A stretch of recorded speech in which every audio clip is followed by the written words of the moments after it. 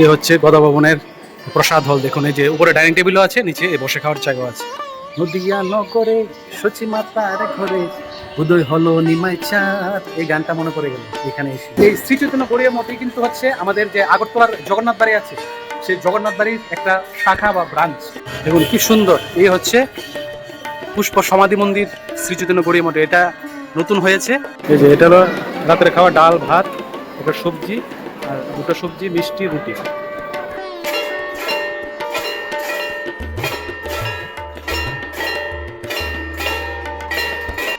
এই যে মাত্র 5 মিনিটে চলে আসলো আমাদের লঞ্চ নবদ্বীপ ঘাটে। খুব সুন্দর একটা মন্দির, এই কীর্তন চলছে।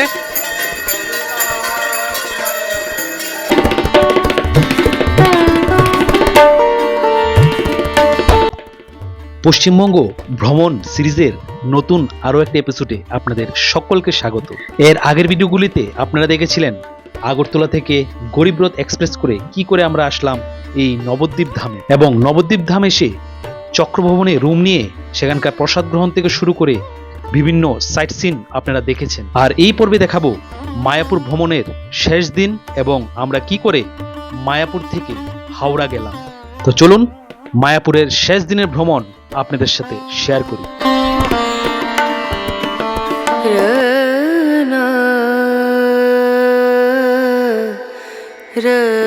এই যে আমাদের আজকের মায়াপুর সাইট সিন কিন্তু শেষ, আর আমরা আবারও চলে যাচ্ছি এই যে মূল মন্দির বা ইস্কনের সামনে। আর এখান থেকে কিন্তু কি সুন্দর দৃশ্য দেখুন, বিকালবেলার পৃথিবীর সবচেয়ে বড় কৃষ্ণ মন্দিরের এই চূড়াটা দেখা যাচ্ছে, কি সুন্দর দৃশ্য দেখুন। আর এখন আমরা চলে এসেছি শিল প্রভুপাদ গঙ্গা স্নান ঘাটে। চলুন, এই যে সামনে ইস্কন, ইস্কনের একদম এই যে আসতেই এই ঘাট পাবেন। আপনারা অনেকেই মন্দির ঘুরেন বা ইস্কন ঘুরেন, কিন্তু এই গঙ্গার ঘাটে কিন্তু অনেকেই আসেন না। এই গঙ্গার ঘাটটা কিন্তু অনেকেরই অজানা। এই গঙ্গার ঘাটে আসবেন, সত্যি খুব ভালো লাগে। আমিও প্রথমবার, আমিও আগে আসিনি, তো আমিও একটা ভিডিওতে দেখেছি, তার জন্য দর্শন করতে চলে আসলাম এই গঙ্গার ঘাট। এই যে সোজা গিয়ে এই যে সামনে গঙ্গা আরতিও হবে এবং গঙ্গা মন্দিরও আছে। এই হচ্ছে সে গঙ্গা মন্দির এবং ভিতরে কিন্তু কীর্তন শুরু হয়ে গেছে। আর এই যে পাশে আছে এই যে গঙ্গা, এখানে কিন্তু আর কিছুক্ষণ পরে গঙ্গা আরতি শুরু হয়ে যাবে। দেখুন কি সুন্দর জায়গাটা, এই যে গঙ্গার ঘাট।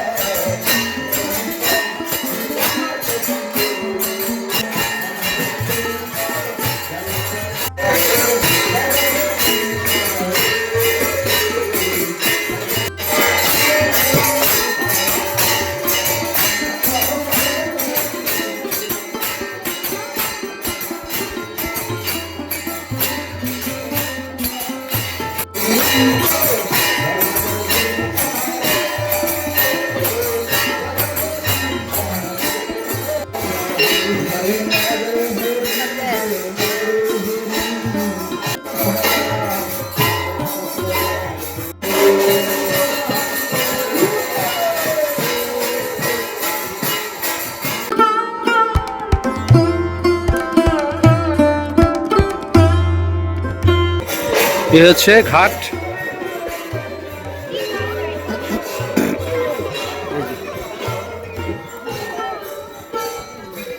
আর এখানে একটা এরকম একটা লঞ্চ রয়েছে, যেটাতে কিন্তু ভগবানকে প্রদক্ষিণ করানো হয়। আর এই হচ্ছে দেখুন সেই পবিত্র গঙ্গা, আর এই হচ্ছে সেই পবিত্র সমজল। এই যে লাইট কিন্তু জ্বালিয়ে দেওয়া হয়েছে, আর কিছুক্ষণ পরেই এই যে গঙ্গা আরতি কিন্তু শুরু হয়ে যাবে। এখানে এই যে সব রেডি করা হচ্ছে গঙ্গা আরতির জন্য। এই যে শুরু হয়ে যাচ্ছে কিন্তু গঙ্গা আরতি। এখন ঘড়িতে সময় ঠিক 6:10।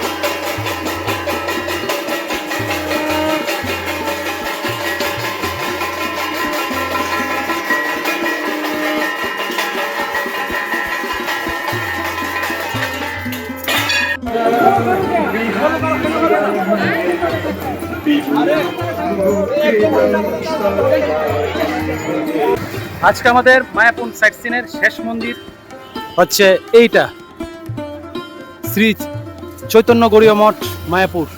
দেখুন গেটটা কি সুন্দর।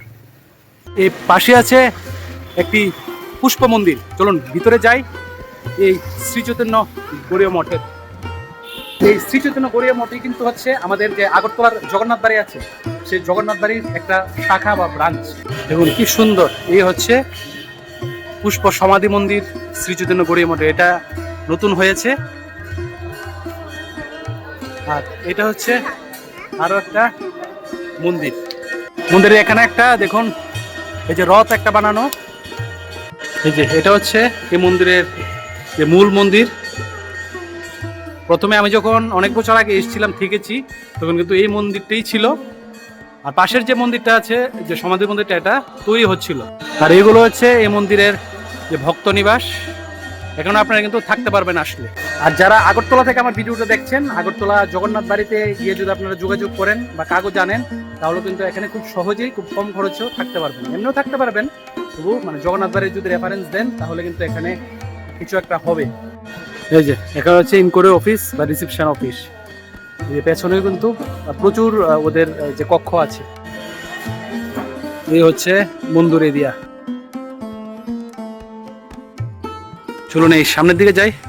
সামনের দিকে আছে একটা কুণ্ড। এই যে এটা হচ্ছে রাধা কুণ্ড। দেখুন কি সুন্দর, বহু বছর পুরনো এই কুণ্ড, এবং এই কুণ্ডের জলও কিন্তু পরিষ্কার পরিচ্ছন্ন একদম। এই যে এটা হচ্ছে এই যে রাধা কুণ্ড। দেখুন বিশাল বড় এরিয়া কিন্তু এই মন্দিরের। এই দেখুন, এই যে রাধা কুণ্ডের পাশেই আরো একটা পুকুর আছে, শ্যামকুণ্ড। এই দেখুন, এটা কিন্তু পরিষ্কার পরিচ্ছন্ন, বিশাল বড় এবং নতুন বানানো হয়েছে। এটা ঠিক উল্টো দিকেই এই যে একটা ছোট পার্কের মতো বানানো হয়েছে। দেখুন,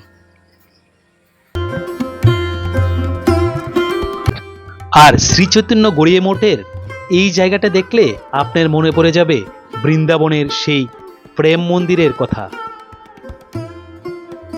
বৃন্দাবনের ঠিক প্রেম মন্দিরের মতোই এখানে শ্রীকৃষ্ণের এই রূপ বানানো হয়েছে। দেখুন কি সুন্দর বাগান করে রাখা হয়েছে।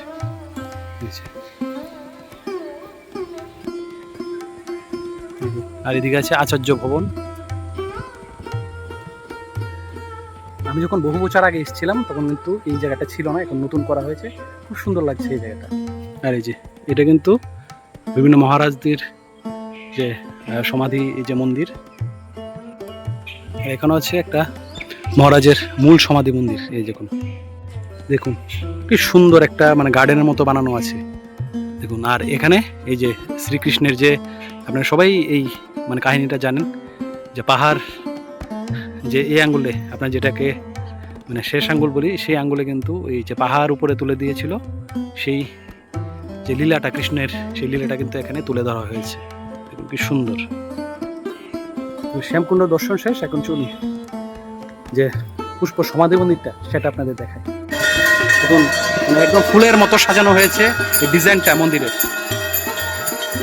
এই মন্দিরটা খুব সুন্দর একটা মন্দির। এই যে কীর্তন চলছে।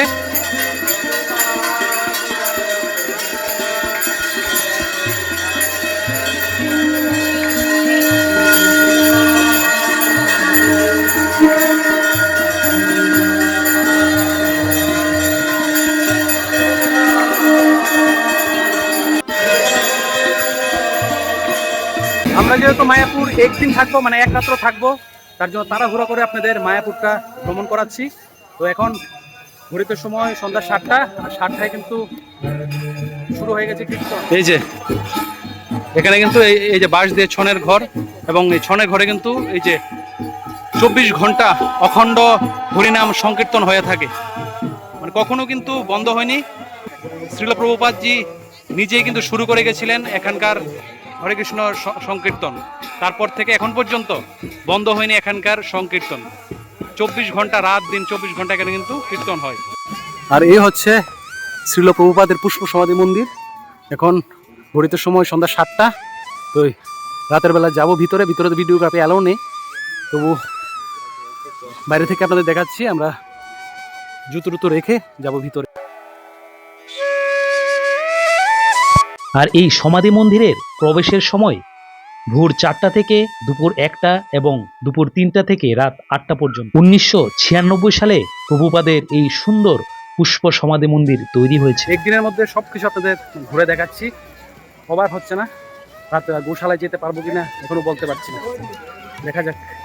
আর এই হচ্ছে পুষ্প মন্দিরের এন্ট্রি গেট, এই হচ্ছে রাতের দৃশ্য ছিল প্রভুপাদের পুষ্প সমাধি মন্দিরের।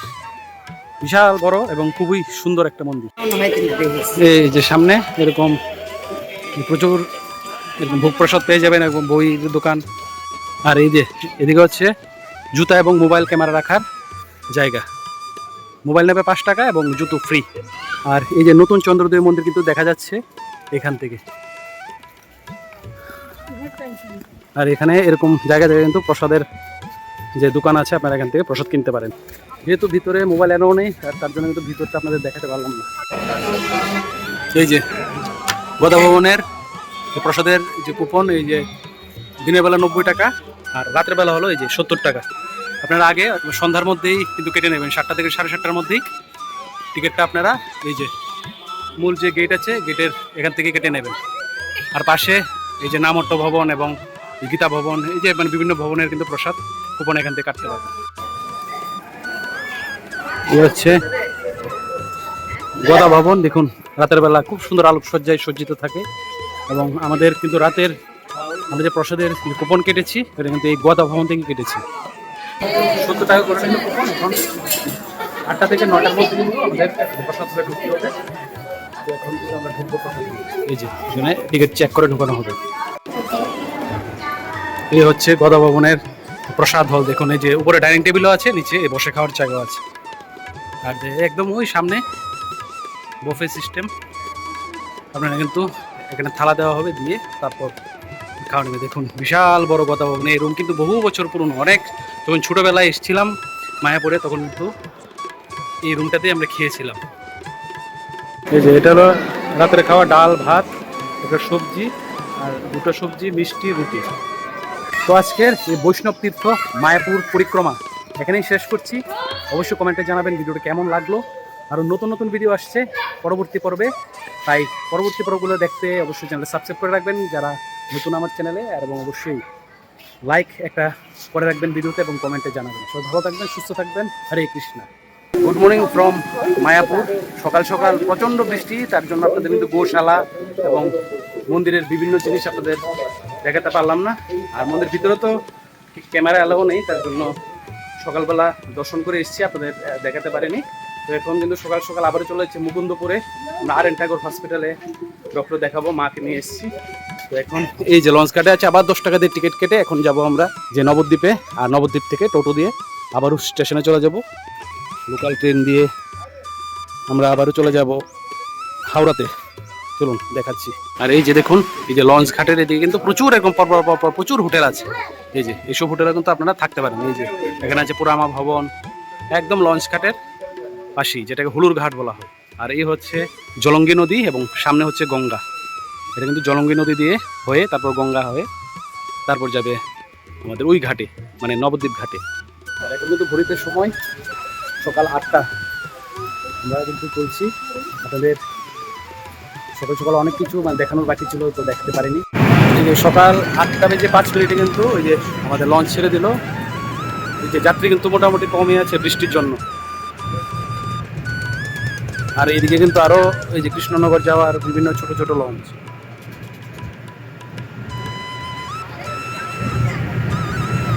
এই যে হোটেলগুলো দেখা যাচ্ছে, প্রচুর এদিকে হোটেল আছে, এখানেও আপনারা থাকতে পারেন। আর মন্দিরের ভিতরে ওই পাশে থাকতেই পারবেন।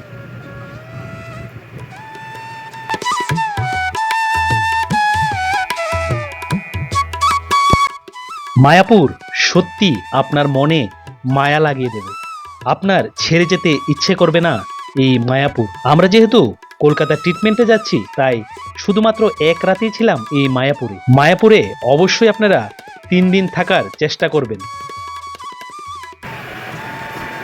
বৃষ্টিতে প্রথমবার মায়াপুর থেকে যাচ্ছি নবদ্বীপ এই লঞ্চে করে। লঞ্চের রোমাঞ্চকর জার্নি আপনাদের সাথে শেয়ার করছি এই ভিডিওতে।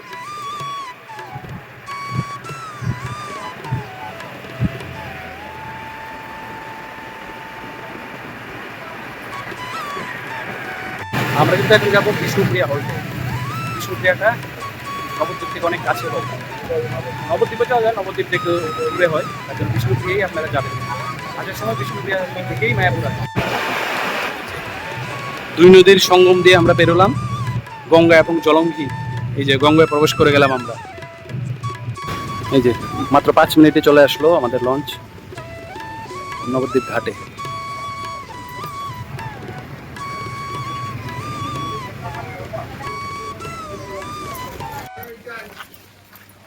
এ হচ্ছে Bishnupriya halt.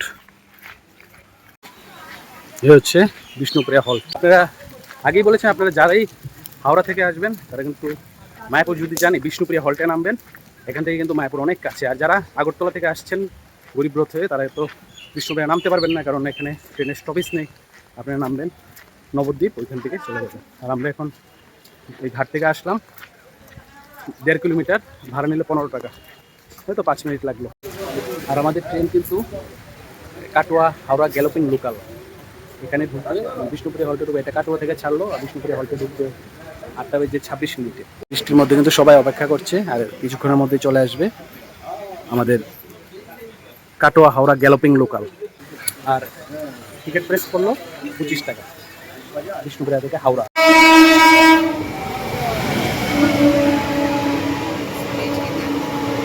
Sealdah Sealdah Jangipur road express.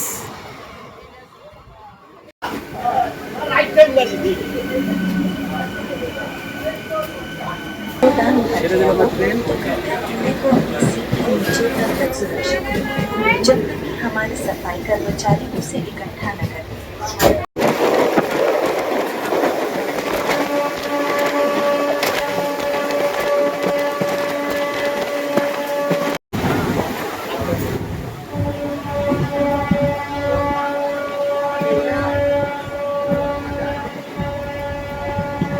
ঢুকে গেল হাওড়া স্টেশনে, আস্তে আস্তে ঢুকছে। আর এই যে পাশে দাঁড়িয়ে আছে হাওড়া দেওঘর এক্সপ্রেস, হাওড়া দেওঘর হাওড়া জয়নগর।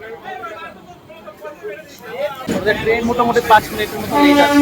আমরা এখন হাওড়া স্টেশন থেকে বেরিয়ে বাসে করে চলে যাব আমাদের গন্তব্য মুকুন্দপুরে, যেখানে RN ঠাকুর হসপিটালে আজকে আমাদের অ্যাপয়েন্টমেন্ট আছে। হাওড়া স্টেশনে এখন মানুষের অবস্থা দেখুন, এই যে ট্রেন থামার পরে মানুষের একবার অবস্থাটা দেখেন আপনারা।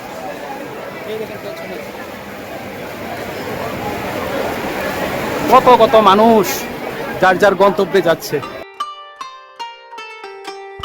তারপর আমরা হাওড়া রেলওয়ে স্টেশন থেকে মুকুন্দপুরগামী একটা বাসে চড়ে চলে গেলাম সোজা মুকুন্দপুর RN ঠাকুর হসপিটালের সামনে, এবং সেখানে ট্রিটমেন্ট করিয়ে তারপর আমরা কলকাতার বাকি স্থানগুলি ঘুরে দেখেছিলাম। তো পরের ভিডিওতে অবশ্যই আসছে কলকাতা সিরিজের আরও নতুন নতুন ভিডিও। সবাই ভালো থাকবেন, সুস্থ থাকবেন, এবং যারা আমার চ্যানেলে নতুন অবশ্যই চ্যানেলটা সাবস্ক্রাইব করে রাখবেন এবং লাইক করতে ভুলবেন না। কিন্তু দেখা হচ্ছে খুব তাড়াতাড়ি আরও নতুন একটা ভিডিওতে।